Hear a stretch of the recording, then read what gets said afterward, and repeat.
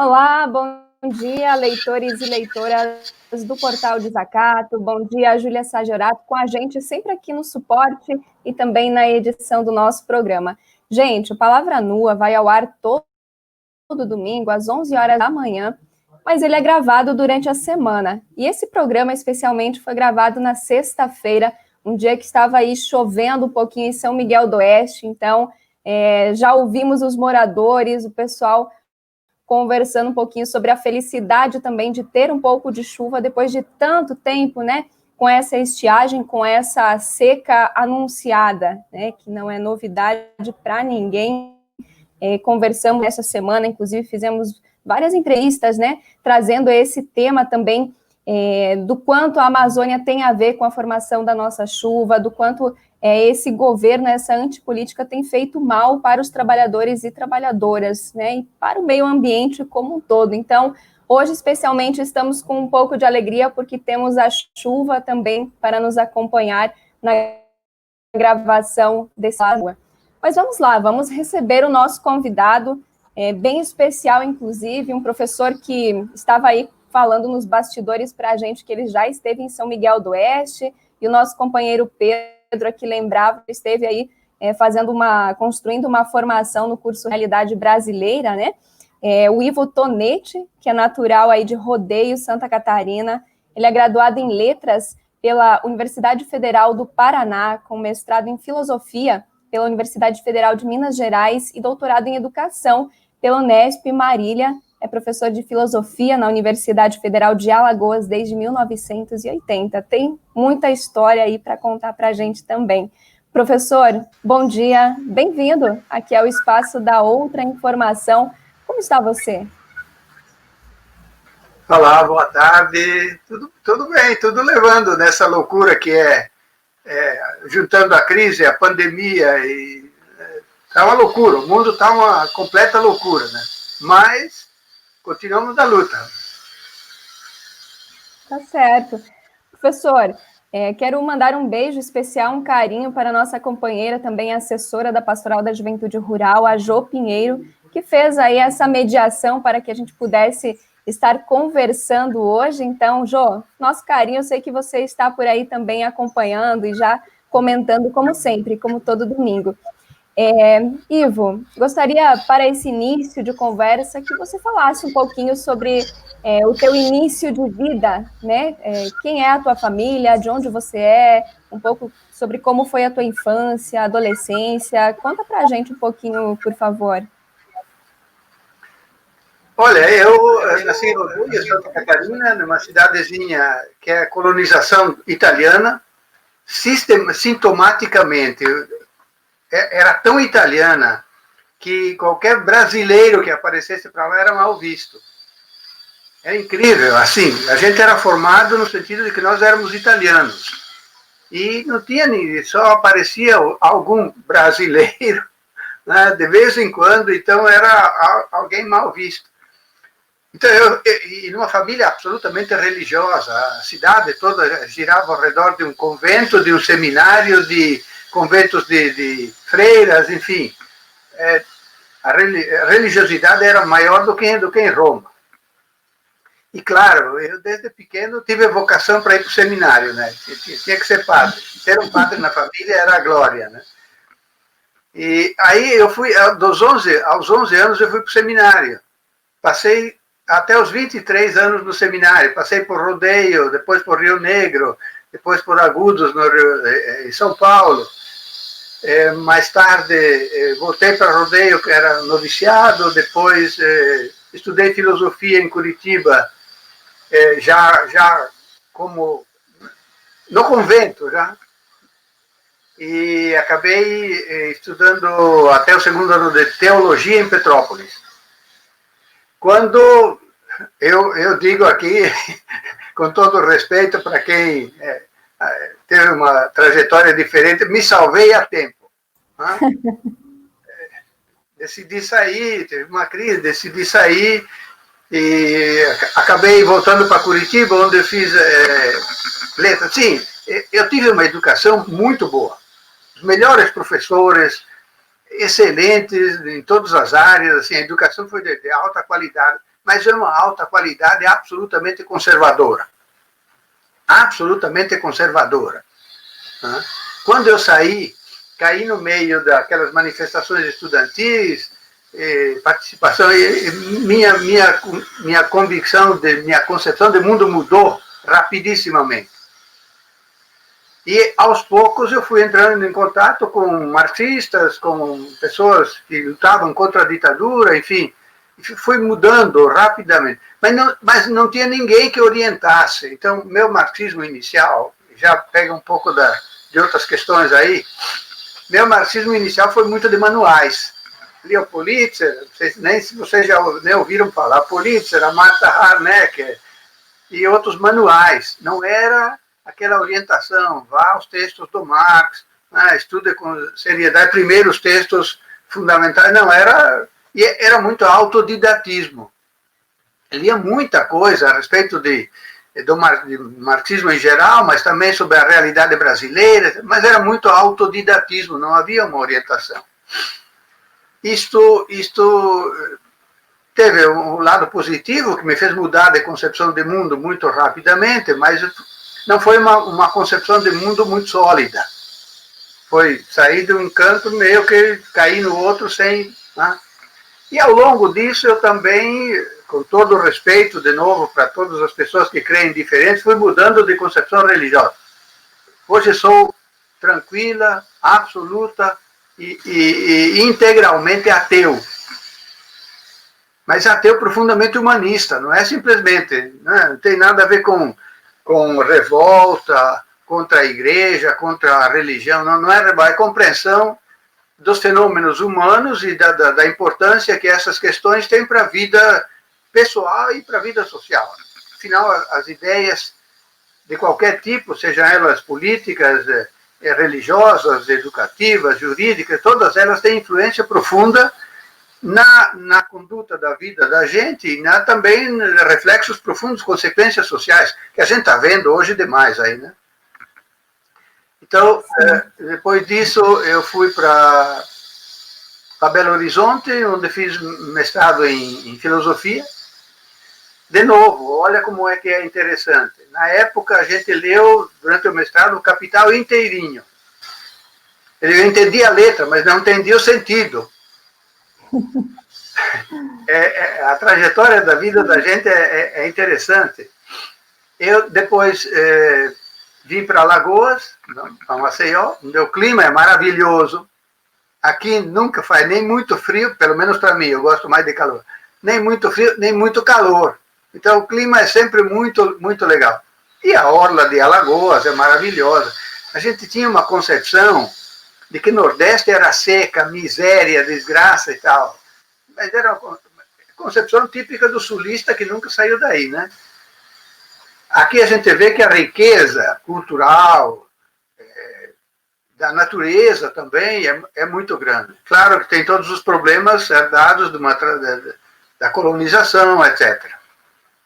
Mas eu terminando essa questão da formação, eu vim encontrar o marxismo que eu acho que é um marxismo de caráter resolutamente crítico e revolucionário aqui em Alagoas. Por questões absolutamente de acaso. Na ocasião, um professor a quem eu devo esta formação, José Chazin, era professor na UFPB, em João Pessoa, e a gente, por acaso, entrou em contato com ele, e ele aí começou a estudar com ele, e ele abriu um horizonte, este horizonte que eu tenho hoje, de uma concepção revolucionária, uma concepção de fazer uma crítica radical do mundo, e, ao mesmo tempo, conectá-la com uma perspectiva de transformação radical do mundo, eu peguei daí. Então, não era apenas um manual de você tirar determinadas citações para provar o que quisesse. Era uma compreensão do mundo que começava lá do começo, desde quando existe o ser humano, e vinha trazendo todo o processo histórico até a situação atual, permitindo, então, articular o que, a meu juízo, é característico do pensamento do Marx, que é a articulação entre uma compreensão radical do mundo e, ao mesmo tempo, compreendendo que o mundo é radicalmente histórico, poder fundamentar a necessidade e a possibilidade de uma transformação radical deste mundo que supere toda forma de exploração de um ser humano pelo outro. Daí para cá, quem puder ter acesso aos meus textos vai ver que todas as minhas obras, os livros, os artigos, os textos, tudo que eu escrevi vai nessa toada, sabe? E por acaso, mas por puro acaso, de novo, quando eu fiz doutorado em Marília e, por acaso, na área da educação, porque eu queria trabalhar com a questão da emancipação humana.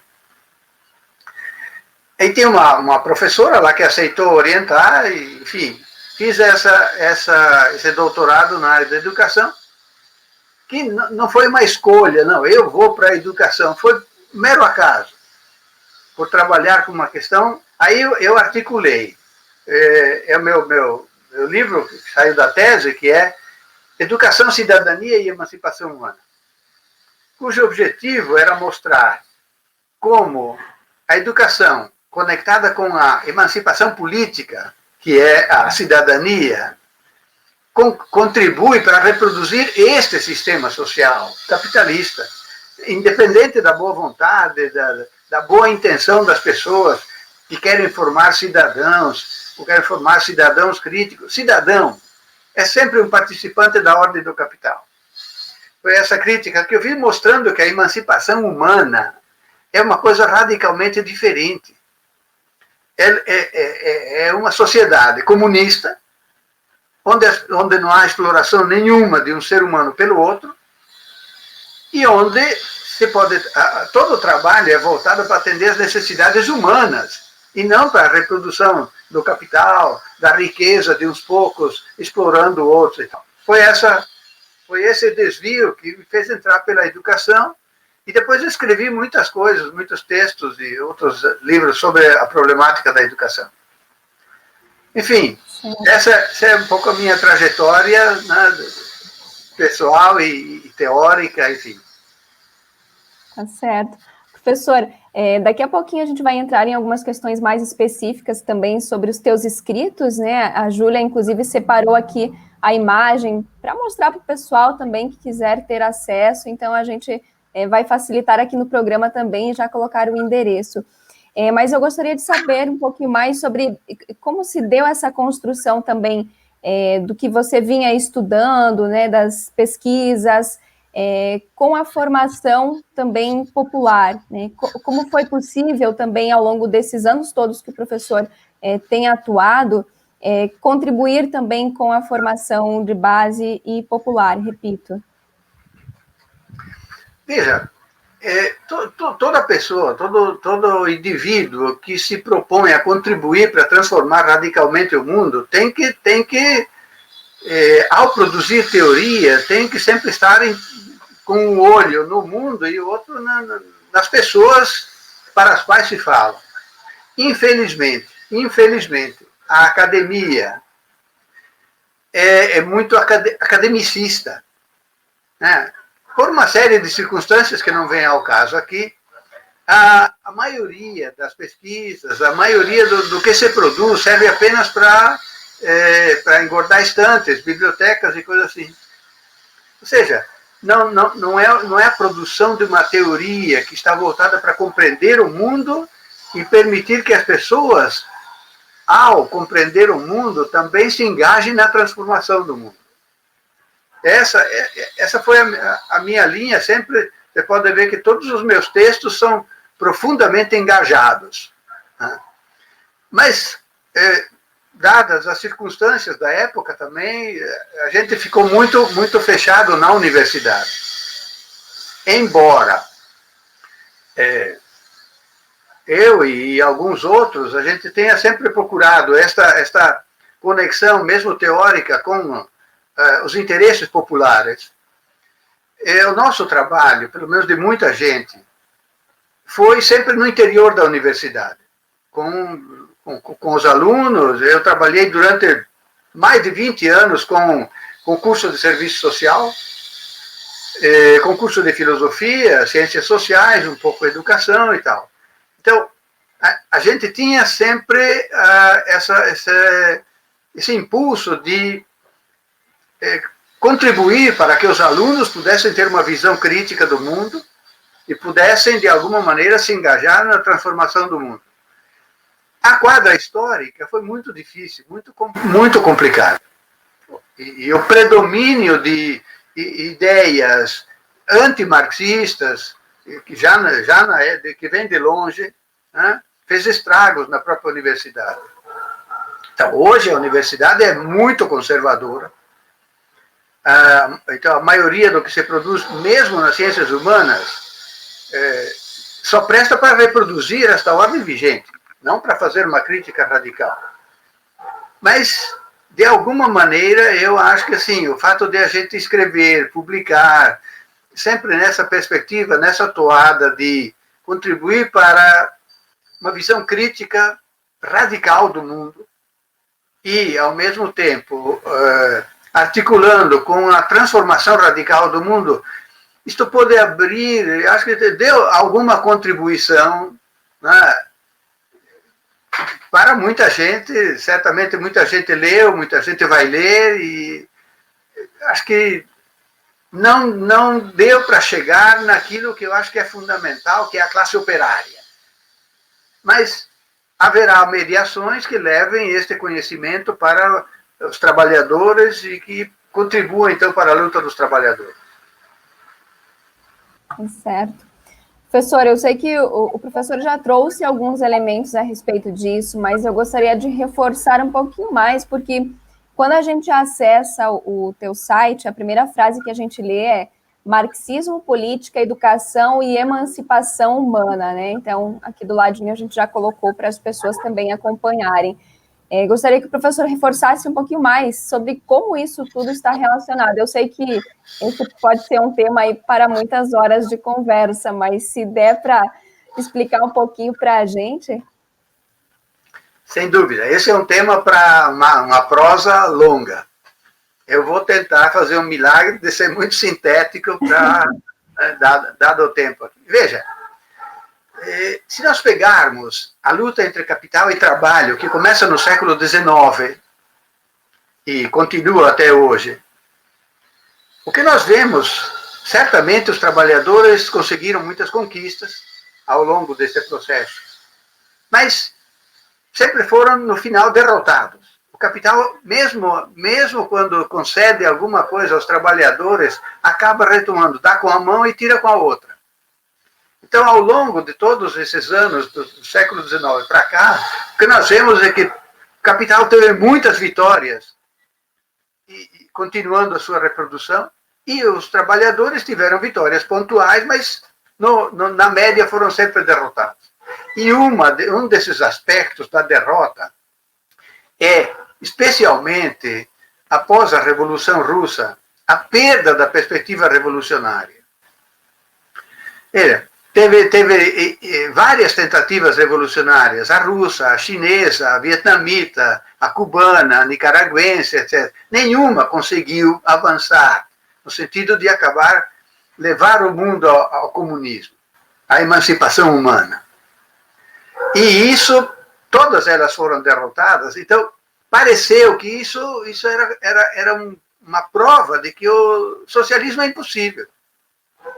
E, decaindo isso, subiu o quê? O reformismo. Já que não é possível mudar o mundo todo, vamos mudar, então, alguma parte dentro desse sistema. Vamos lutar contra a desigualdade social, para amenizar a desigualdade social, por políticas públicas mais amplas, por mais direitos, enfim, por melhorias que são justas, mas que não desbordam este sistema social.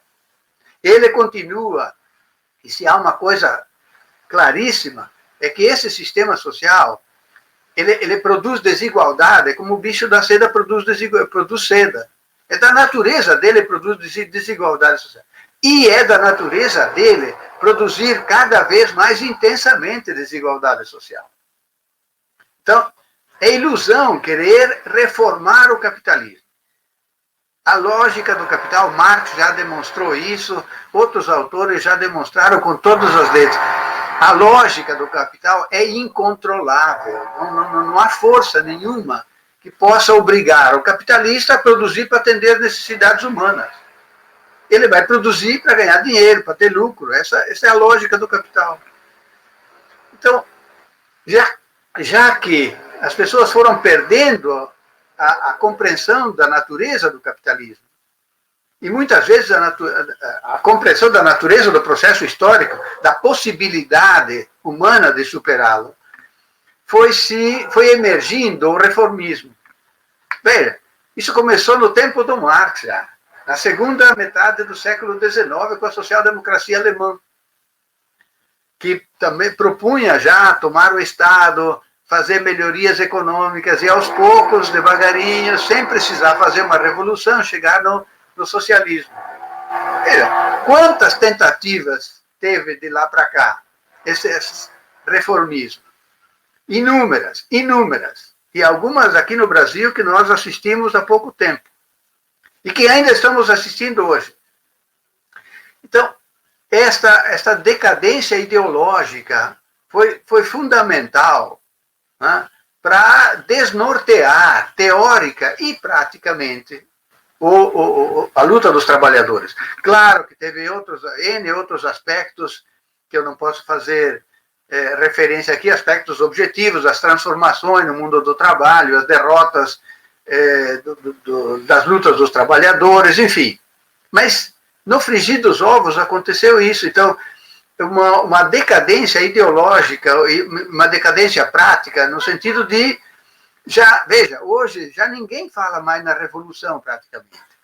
Ninguém fala mais no comunismo. No máximo, fala em socialismo, mas assim, meio como uma coisa desbotada, sabe? Como um mundo melhor, um mundo mais humano, um mundo menos desigual.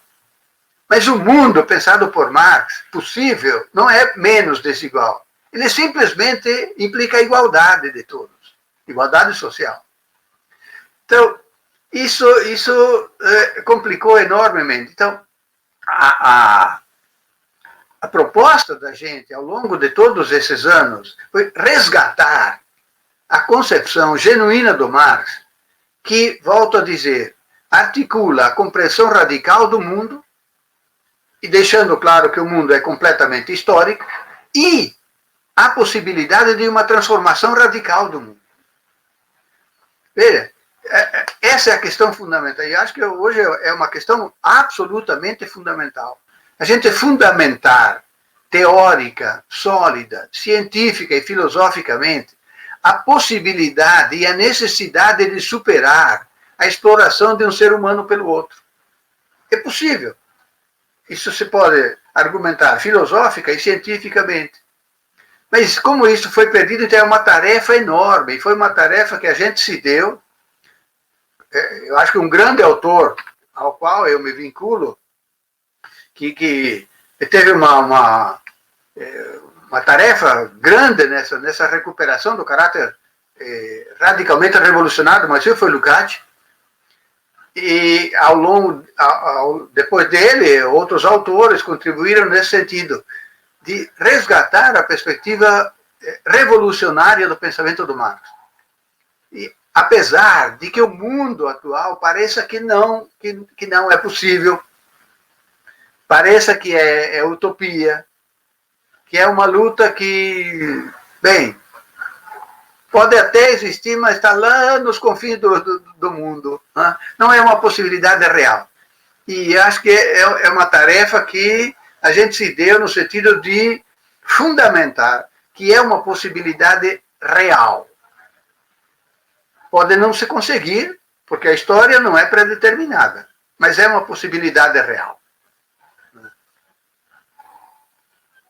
Pois é, professor, dentro dessas reflexões que você traz aí, a gente depois vai conversar um pouquinho mais sobre o que nós estamos vivendo nesse momento especificamente, né?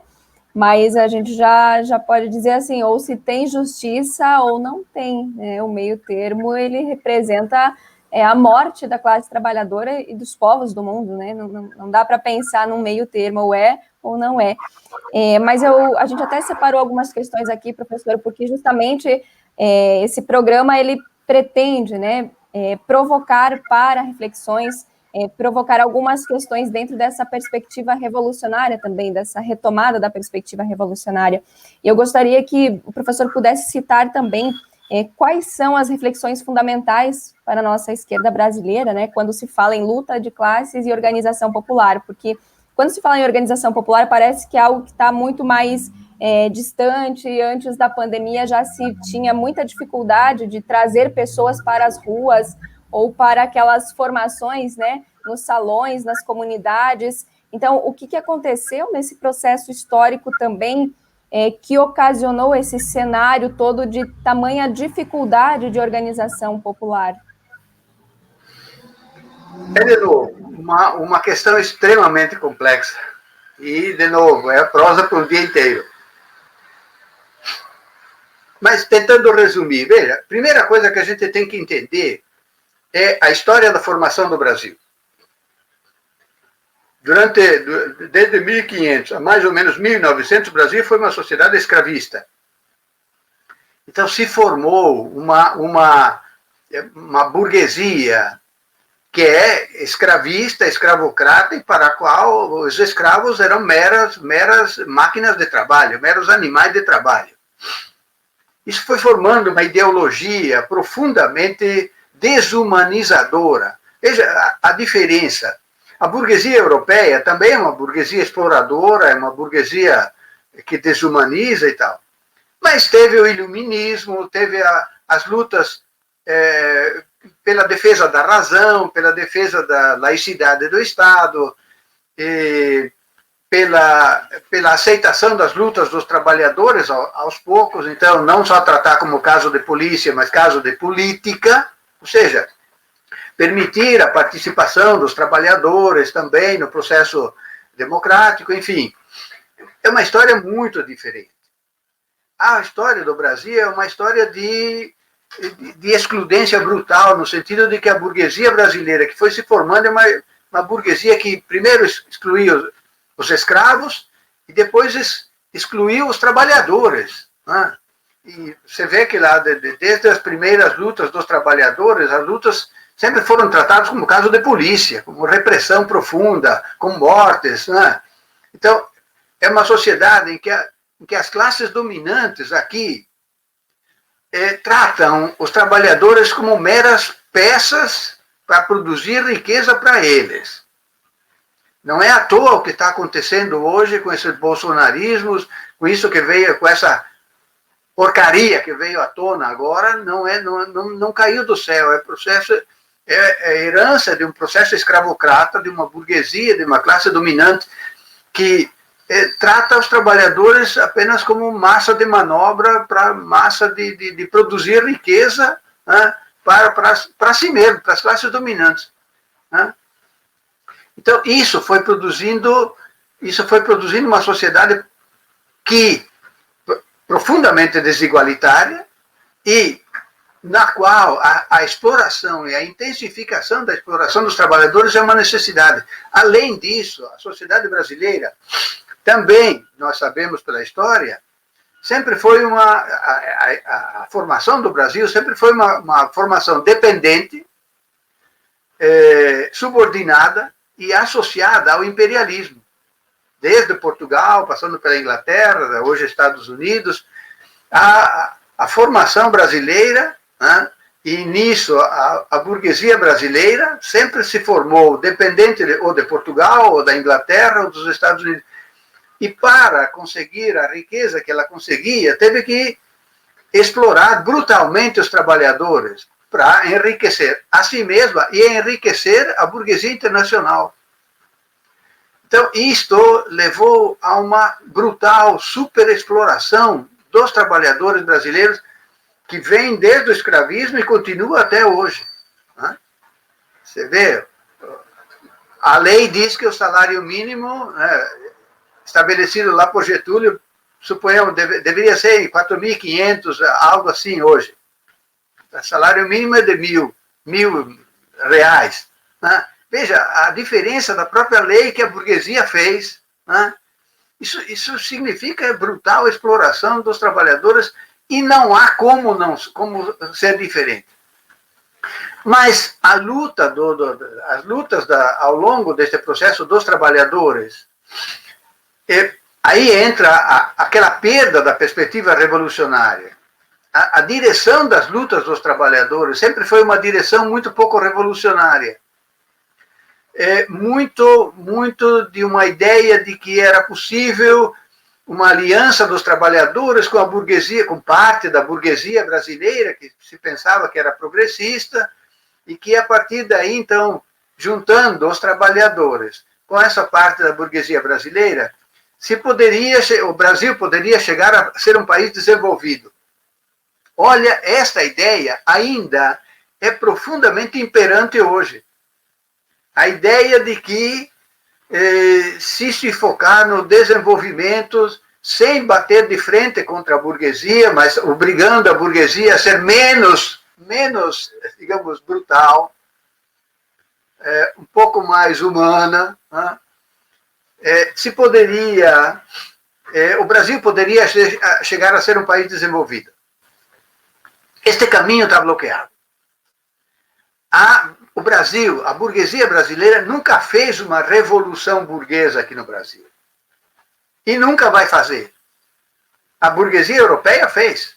E exatamente por isso que a burguesia europeia e norte-americana está naquela situação. Mas aqui não.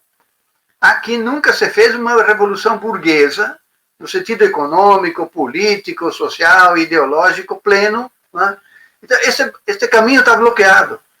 O único caminho possível é uma revolução de caráter socialista que muda o mundo, que em articulação com a luta internacional muda o mundo todo. Infelizmente, a maioria dos teóricos aqui, inclusive no marxismo, pensa que é possível ou caminhar no sentido do Brasil plenamente desenvolvido, ou, então, fazer da luta por dentro do sistema do capital, por dentro do Estado, o caminho para o socialismo. Bom, eu penso que isso é inviável. Porque se há uma coisa que Marx deixou muito clara, e ele disse isso com todas as letras na Guerra Civil na França. Ele diz, olha, a classe operária, a classe trabalhadora não pode tomar o Estado e colocá-lo a seu serviço. Ponto. O Estado foi constituído desde o início, lá que o Engels mostra com a origem da propriedade privada, do Estado, né, da família.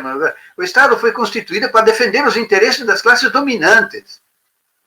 A natureza dele é defender os interesses das classes dominantes. Ele é organizado para isso. Ele é uma força social voltada a defender os interesses das classes dominantes. Ele não pode ser tomado pelos trabalhadores e posto a seu serviço. Por que não pode ser isso? Não pode fazer isso? Porque quem manda nesta sociedade é o capital. Claro, claríssimo.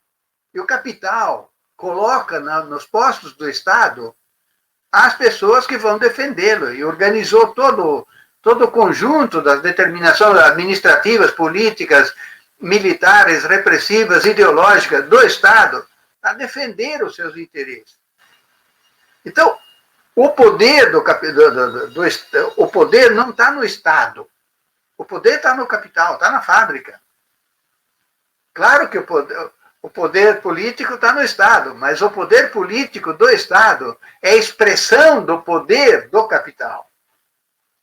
Então, se você pega o Estado, pode ser ele municipal, estadual, federal. Toda vez que você toma o Estado, você vai fazer, para mais ou para menos, aquilo que o capital manda. Não há como acumular forças neste processo, via Estado, para derrubar o capital e o Estado. se é verdade, e eu penso que o Estado deve ser destruído. Né? E isso nos levou a essa situação em que nós estamos hoje.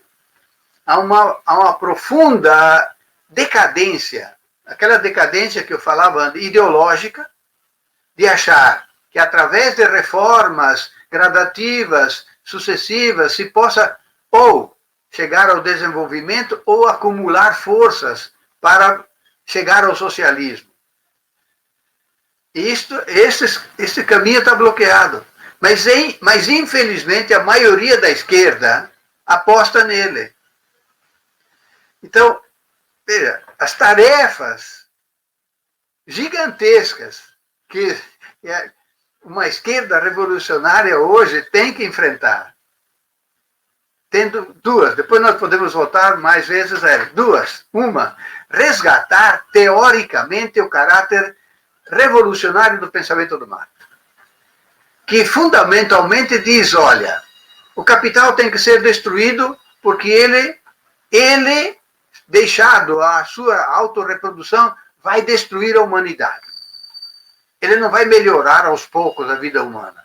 Ele tende a produzir cada vez mais desigualdade social, com todo o cortejo de consequências perversas que a gente está vendo hoje e vai ver mais. Primeira tarefa, então, é destruir o capital e substituí-lo por outra forma de trabalho que beneficia os seres humanos.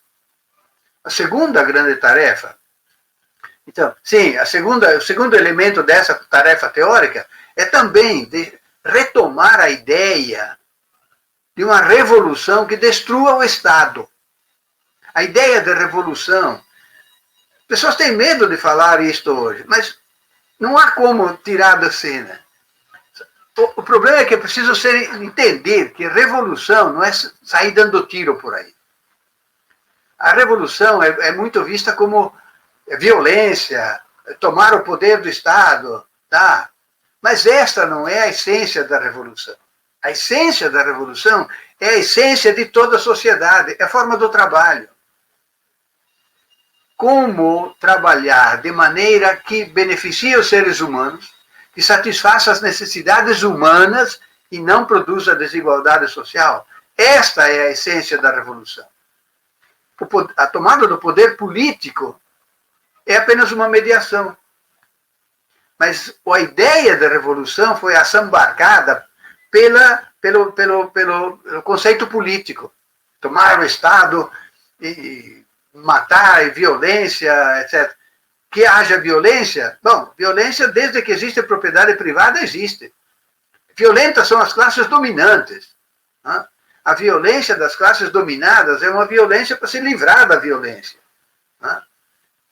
Infelizmente a história é assim. Mas esta é a questão fundamental. É preciso retomar essas bandeiras, né?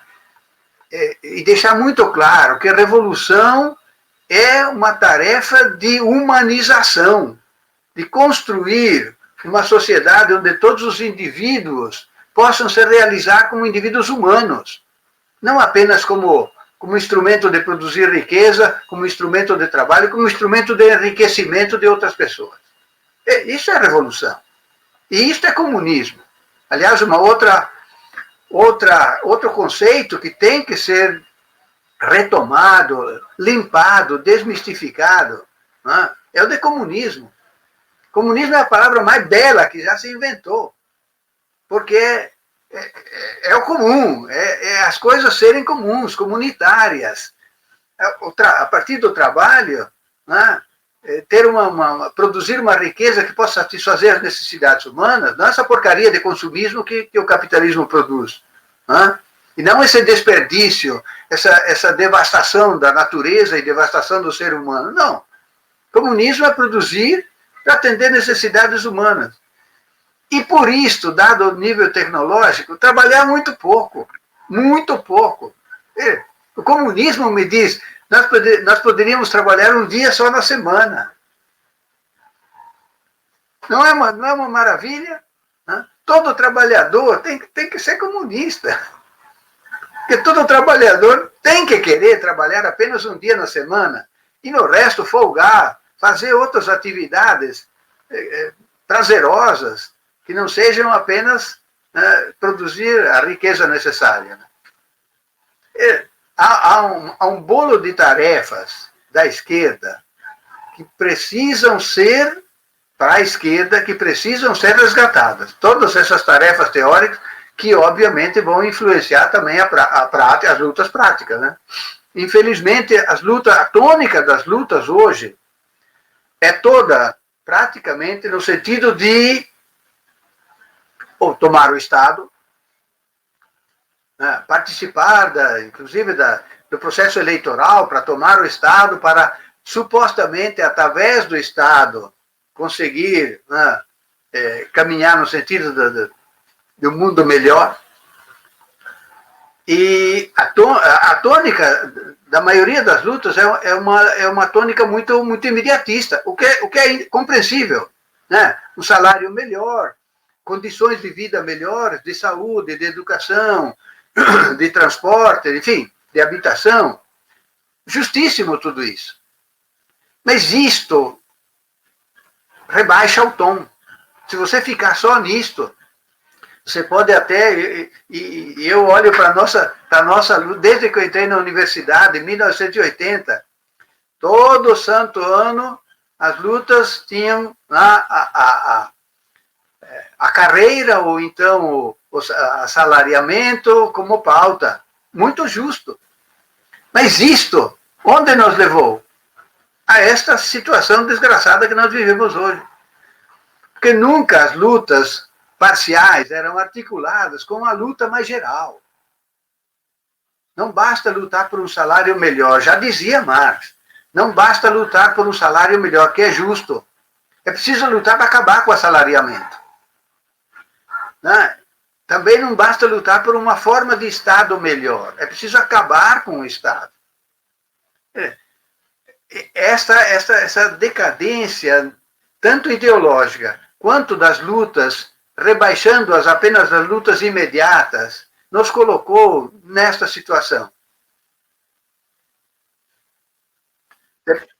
Professor, o professor já começou a responder uma próxima questão que eu gostaria de antecipar, porque eu sei que aqui assistindo com a gente estarão os companheiros e companheiras também de movimentos sociais, pastorais sociais, mas especialmente eu me dirijo aos companheiros e companheiras dos partidos políticos, né? Porque o professor falou aí sobre a questão do Estado, e aí esses companheiros vão perguntar para a gente assim, tá, professor, então não adianta a gente disputar o pleito eleitoral, né? Porque entendendo que o Estado nunca vai servir a classe trabalhadora explorada, né? Nessa linha de pensamento. Então, o que dizer também, né? De que forma explicar isso aos nossos companheiros e companheiras. E uma outra questão aqui que a gente organizou também é porque, às vezes, a gente escuta também que o pessoal fala em velhas práticas, né? As velhas práticas não servem mais, a organização popular ela precisa de novos rumos, inclusive tem alguns termos que a gente acaba ouvindo, como não adianta mais o marxismo de catequese, não adianta o marxismo puro, e aí a gente quer discutir tudo isso e entender o que exatamente isso quer dizer. Então, se o professor puder também contextualizar para a gente. Olha, a primeira questão, eu respeito as posições diversas das pessoas, aqueles que pretendem participar do processo eleitoral, etc, etc. Mas se você olhar um pouco o processo histórico, basta olhar o Brasil. Vamos pegar apenas algumas décadas de Brasil. A primeira eleição do Lula foi abriu assim, uma esperança para multidões de que agora sim, agora a coisa vai.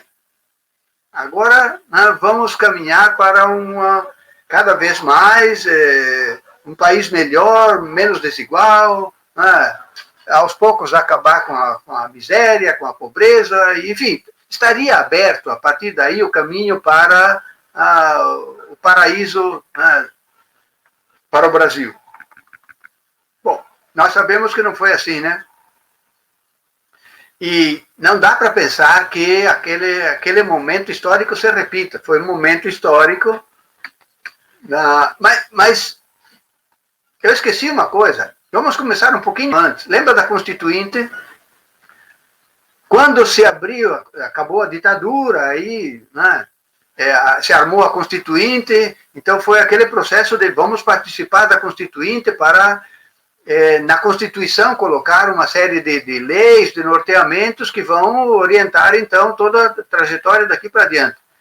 E na Constituição brasileira, de 88, tem, de fato, leis, algumas que são melhores do que tudo que há no mundo.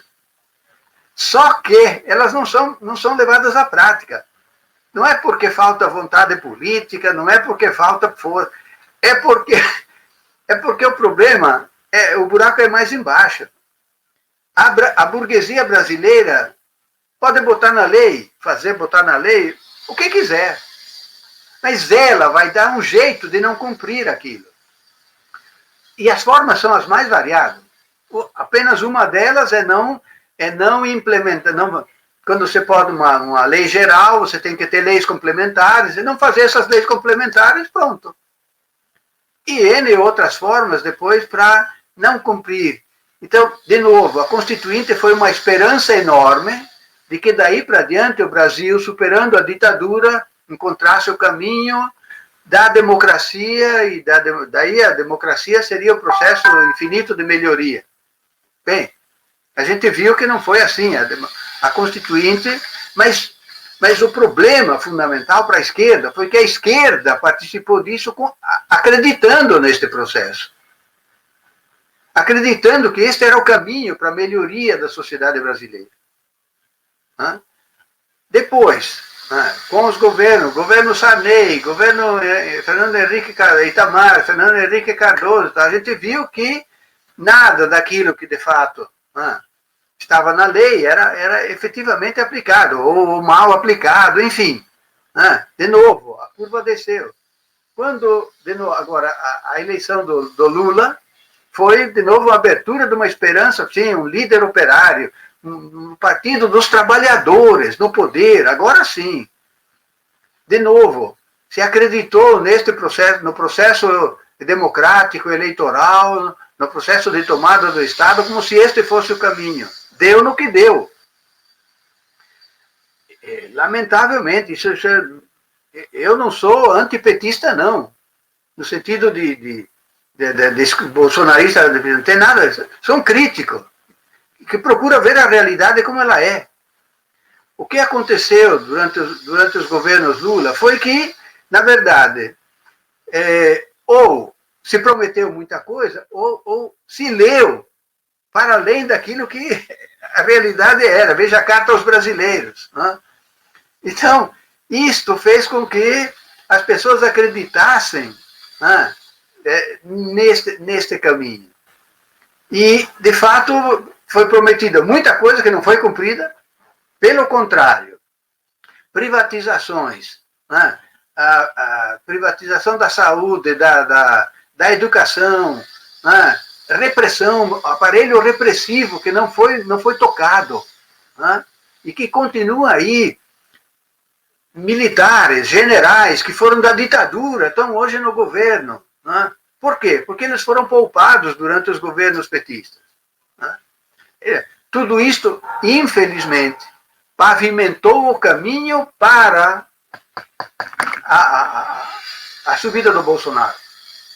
Bolsonaro não caiu do céu, não. Bolsonaro é a resposta a uma série de promessas que não foram cumpridas, há uma série de processos, inclusive de corrupção, sim, e que as pessoas se encontraram, e olha que foram 57 milhões de votos.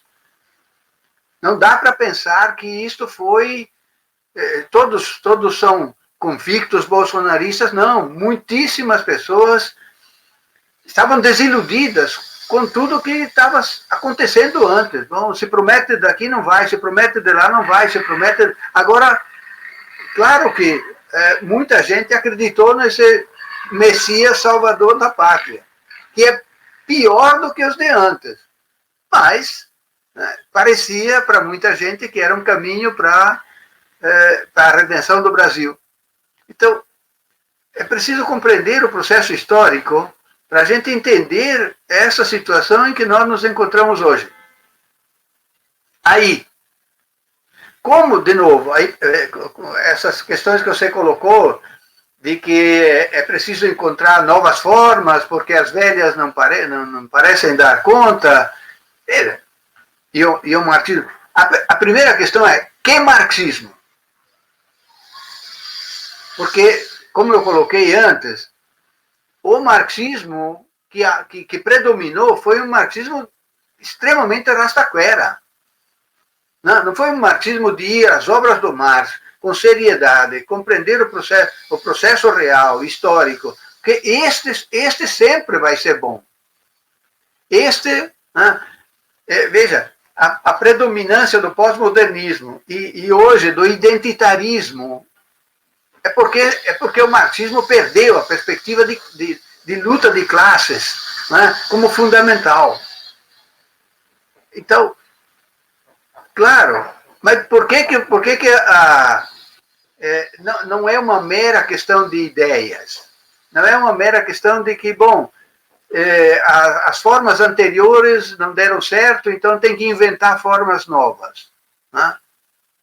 O que nos levou a esta situação é aquilo que eu descrevi antes. E isto permitiu aumentar, crescer enormemente a crise. Nós estamos dentro de uma crise estrutural do capital hoje. O Brasil participa intensamente dessa crise estrutural. Veja, nós estamos numa violenta desindustrialização, uma violenta reprimarização, na privatização da maioria das coisas públicas, das poucas coisas públicas que ainda existem, inclusive na universidade. Então, isto colocou um chão profundamente dificultoso para as lutas sociais. Não é um problema simplesmente de que aquelas formas não davam certo, né? A catequese. Né? Eu acho que a catequese a gente tem que continuar fazendo, mas não é catequese no sentido de manual. Eu duvido, e já fiz umas experiências nesse sentido, eu duvido que você chegue para um trabalhador, que você possa conversar realmente com ele, com calma, explicar como é que funciona o capitalismo, que ele não diga, você está falando da minha vida. Eu não estou dando um saber pronto e acabado para ele. Olha, você tem que acreditar neste catecismo aqui, pá. Não. Basta ler a vida dele, basta explicar como é que se dá o processo de exploração, o processo de geração da pobreza e da riqueza, o processo da desigualdade social. Ele vive isto. Então, esta catequese tem que continuar a ser feita assim. O problema não é a catequese que se desqualifica. É aquela catequese, sim, de chegar com um conhecimento pronto, acabado, e que o cara tem que decorar e tal. Não, ele tem que compreender o mundo. Ele tem que compreender que é o mundo dele. E tem que compreender como é que se desenrola isto, por que acontece isto, né? E como é que ele pode se engajar nesta luta para mudar o mundo. E não é, veja, de novo, neste processo, ele tem que compreender que não é nenhum Estado, nenhum partido, nenhuma organização que vai libertá-lo. Eles trabalhadores, têm que chegar a esta compreensão de que o sujeito fundamental da transformação não é o Estado, não é o partido, não é um grupo, são eles. São os trabalhadores que têm que se organizar, têm que se tomar consciência da situação e têm que se organizar. Essa tarefa vai existir sempre. Mas tem um detalhe, só para terminar essa pequena parte, tem um detalhe importante. Não adianta ter pressa. A pressa está conduzindo a esquerda hoje a caminhos completamente equivocados. De novo, veja, só para pegar um fio histórico. Constituinte, Lula, Dilma, agora desce para o Bolsonaro, agora a redenção é vencer no plano eleitoral o bolsonarismo, etc., e retomar o caminho do desenvolvimento nacional. este caminho é equivocado. Ou se constrói, teórica e praticamente, uma esquerda que consiga fazer com que os trabalhadores assumam esta tarefa de autolibertação. Se organizem, sim, tenham direção, sim, claro. Não sou de jeito nenhum contra a direção, contra partido, mas partido que esteja enraizado na classe trabalhadora, que seja a expressão da classe trabalhadora, e que então possa funcionar como instrumento de autolibertação da classe trabalhadora. Veja, se os trabalhadores não conseguirem fazer isto, a desigualdade social, as misérias produzidas pelo capitalismo, independente da boa vontade, da boa intenção de qualquer esquerda, vai continuar. Porque não é através do jogo político eleitoral que se consegue avançar, acumular, como se diz, acumular forças no processo de transformação social radical. Só um detalhe, veja, se você não coloca claramente como norte a superação radical do capital, é um princípio filosófico muito simples. O fim orienta, não justifica, hein? O fim qualifica os meios. Que meios você vai utilizar para atingir que fim? Então, o fim tem que estar muito claro. Para você dizer, bom, se o fim é este, se o fim é a superação radical do capital e do Estado, então, quais são os meios que nós temos que utilizar? Como o fim praticamente desapareceu do horizonte, rebaixou o horizonte, então os meios adequados são esses que a esquerda está predominantemente usando hoje. Isto vai, eu sei que dizer isto hoje parece negativismo, parece pessimismo. Eu sou muito otimista quanto à possibilidade de uma transformação radical do mundo, mas pé no chão no momento histórico concreto, atual. Não há grandes irrupções no sentido revolucionário hoje. A revolução não está na esquina, não. Mas se a gente não der passos certos na direção dela, ela nunca vai acontecer. Ela não cai do céu. Ela é preparada, né, por essa articulação entre os fins, né, superiores e as lutas parciais. A articulação entre essas duas coisas vai levar algum dia a uma ruptura radical. Essa ruptura radical tem que estar no horizonte. E ela se chama revolução. Né? Se isto não tiver no horizonte, a coisa é rebaixada e você fica sempre lutando, gastando esforço, gastando enorme boa vontade, mas sempre dentro dos perímetros estabelecidos pelo capital.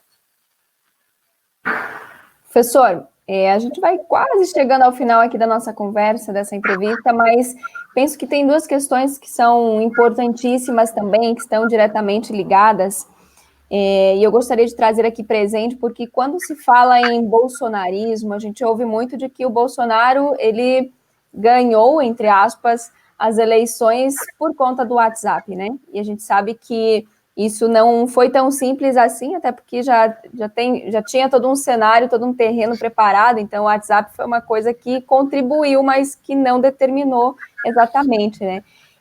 Mas hoje já se fala do declínio do bolsonarismo, até pela visualização, assim, do último pleito.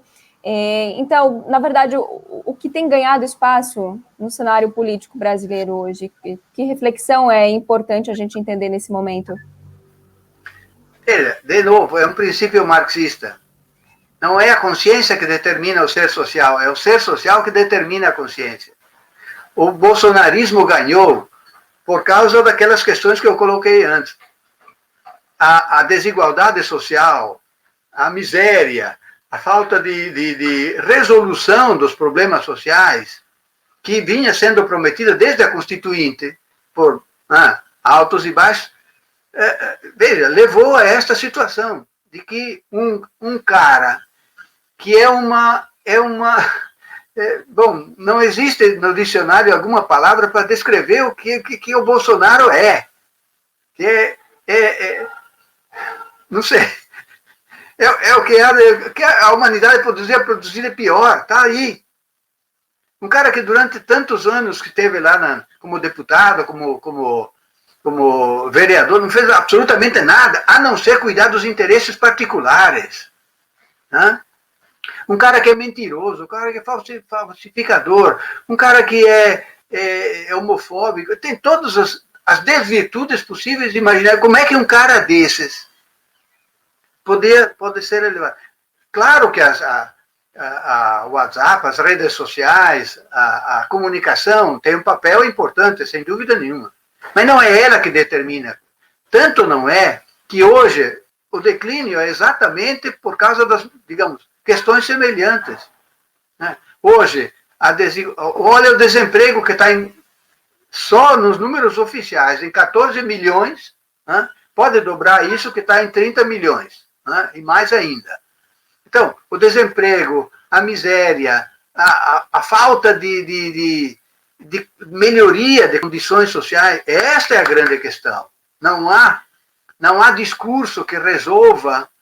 Veja, quando as coisas estão melhorando, você pode fazer um discurso contra que as pessoas não, porque as pessoas, na sua ampla maioria, estão preocupadas com a vida cotidiana, o que é justo.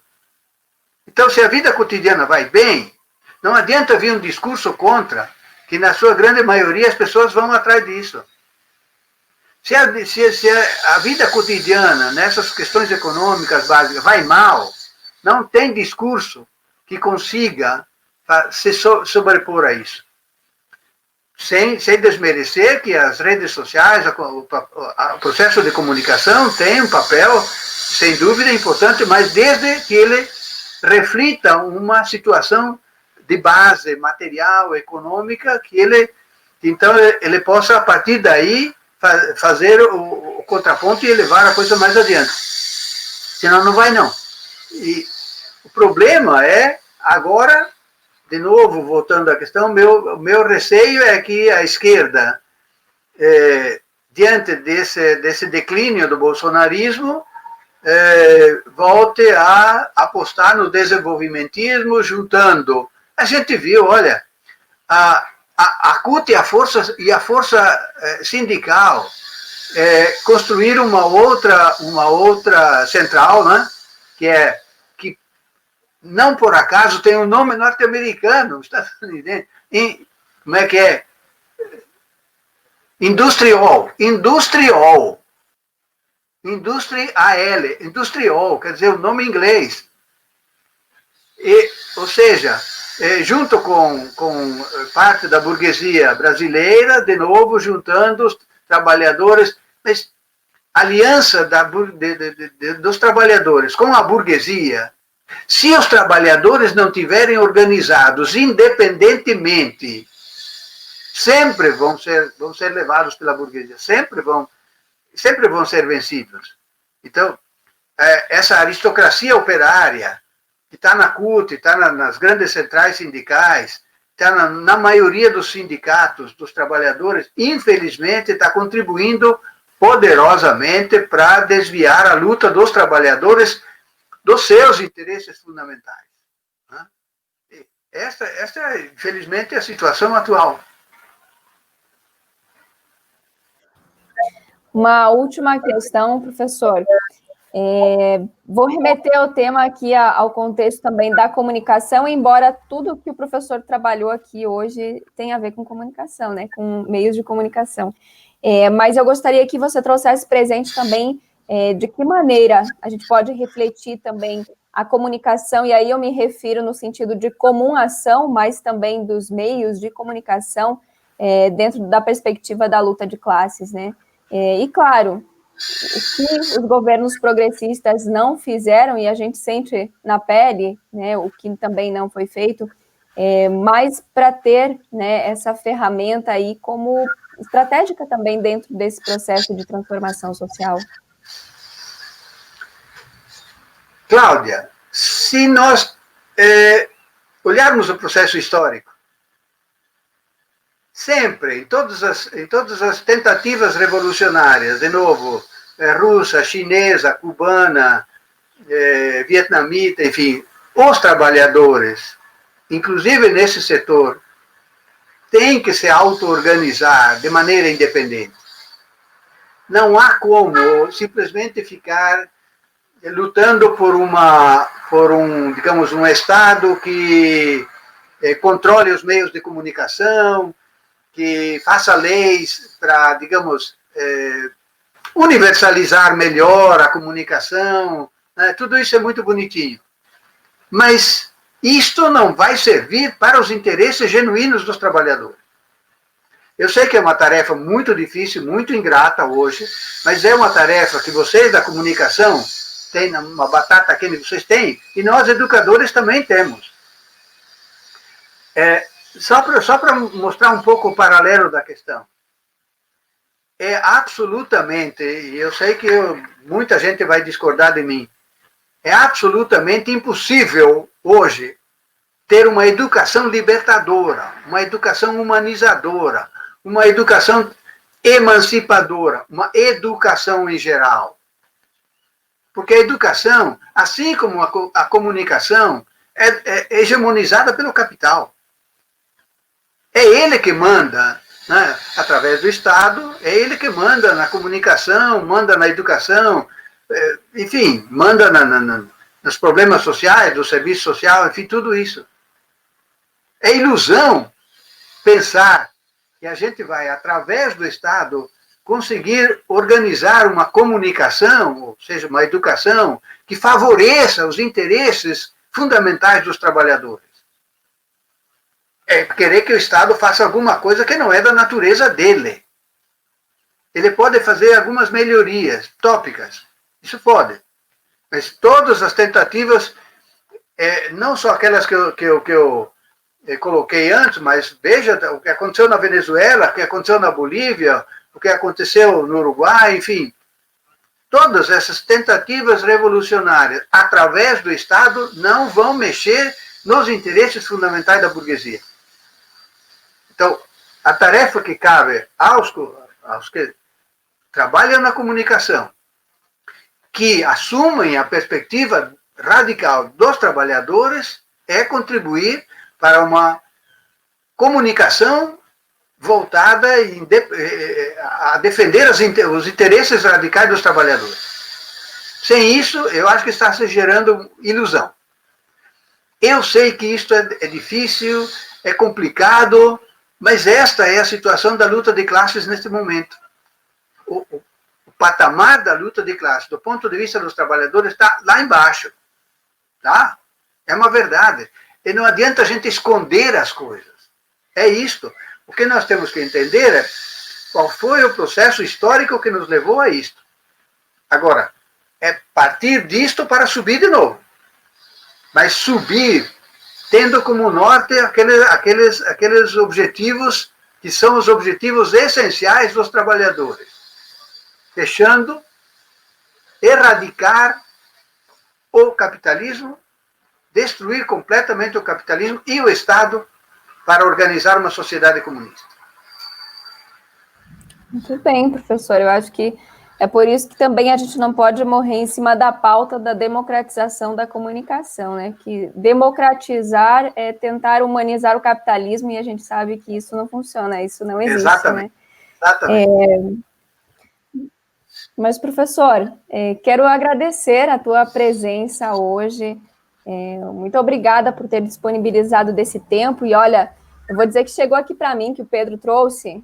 Eu acho que ele teve acesso aí no curso Realidade Brasileira, quando o professor esteve em São Miguel do Oeste, a esse livro aqui. Não sei se o professor conhece. Sim.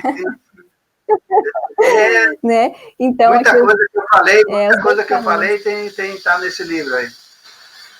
Legal. Então, gente, eu vou insistir mais uma vez que as pessoas também assistam, é claro, e depois assistam de novo quem chegou só agora para acompanhar o programa, mas a gente vai deixar aqui o link do site do professor Ivo também, e aí tem vários escritos lá para a gente, vou dizer assim, estudar juntos e juntas, né? Professor, uma consideração final tua também, vestindo esse final aqui de programa Palavra Nua? Poxa, eu que agradeço. É um momento excelente para a gente trocar essas ideias, para a gente disseminar essas ideias. E isto comigo e com N outros que vocês fizerem, isto eu acho que contribui para fixar claramente essas ideias de uma organização teórica e praticamente independente dos trabalhadores. Agradeço enormemente a possibilidade e me coloco à disposição em qualquer outro momento que vocês quiserem, precisarem, para trocar outras ideias. Muitíssimo obrigado. Um abração a todos.